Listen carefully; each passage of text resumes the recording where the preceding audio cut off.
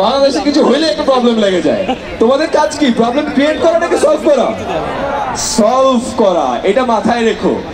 And এই যে বললাম গ্লোবাল অডিয়েন্স হবা, তোমাদের কম্পিটিশন কিন্তু দেবিদ্বারের মধ্যে না, তোমাদের কম্পিটিশন কুমিল্লার মধ্যেও না, সারা বাংলাদেশের মধ্যেও না। মনে রাখবা তোমাদের কম্পিটিশন সারা পৃথিবীর মধ্যে। আমাদের এখন পৃথিবীটা কিন্তু এত বড় না, পৃথিবীটা অনেক ছোট হয়ে আসছে না, হাতের মুঠোয় চলে আসছে। তুমি যদি খালি দেবিদ্বারে কম্পিট করো তাহলে হবে না, তোমাকে কম্পিট করতে হবে গ্লোবাল স্টেজে।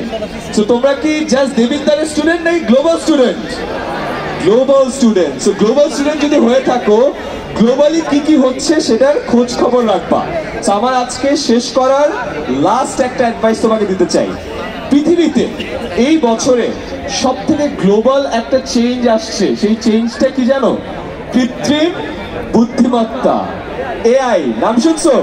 হ্যাঁ, এআই এর ফুল ফর্ম কি? Artificial intelligence.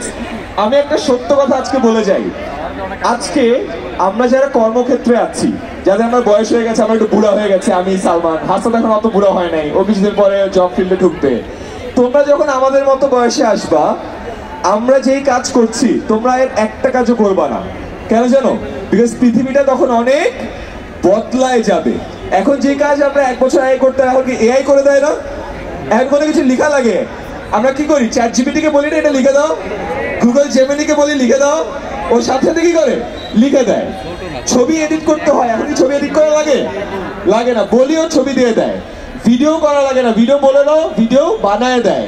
তার মানে নলেজ বেস যে কাজগুলো আছে, আজকে কি ফেস্ট? Debidwar student fest.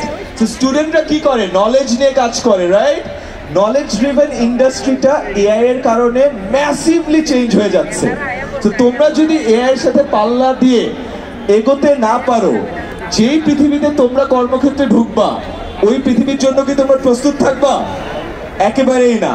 আমি আজকে যাওয়ার আসে লাস্ট রিকোয়েস্ট করে যাব, প্লিজ গ্লোবাল সিটিজেন। প্রবলেম কি জানো? ভালো ইনফরমেশনের অভাব। আমি যেমন আজকে হাসনাতকে বলছিলাম যে আচ্ছা হাসনাত, হ্যাঁ তুমি কি বিয়ে করছো? হ্যাঁ ভাই করছি।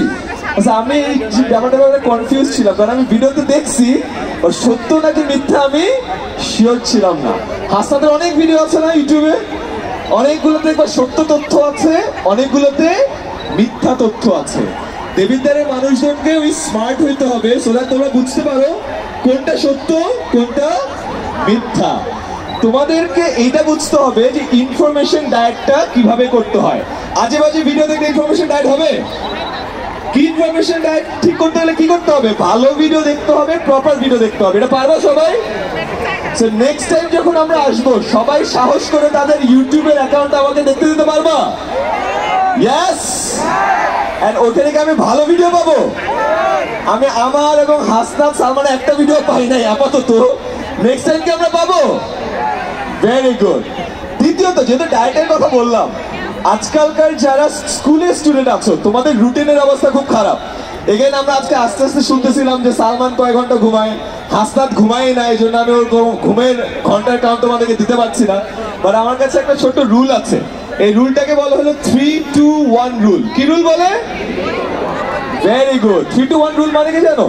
ঘুমানোর 3 ঘন্টা আগে লাস্ট খাবার খাবা, 2 ঘন্টা আগে লাস্ট পানি খাবা, 1 ঘন্টা আগে লাস্ট মোবাইল চেক করবা।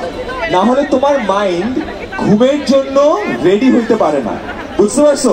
3 ঘন্টা আগে লাস্ট খাবার, 2 ঘন্টা আগে লাস্ট পানি, 1 ঘন্টা আগে লাস্ট ফোন। তার কারণ তুমি যদি বিছানায় ফোন নিয়ে যাও, এত ইনফরমেশন তোমার ভিতরে ঢুকে তোমার নিউরনে অনুরণন ঘটতে ঘটতে পাগল হয়ে যাবা।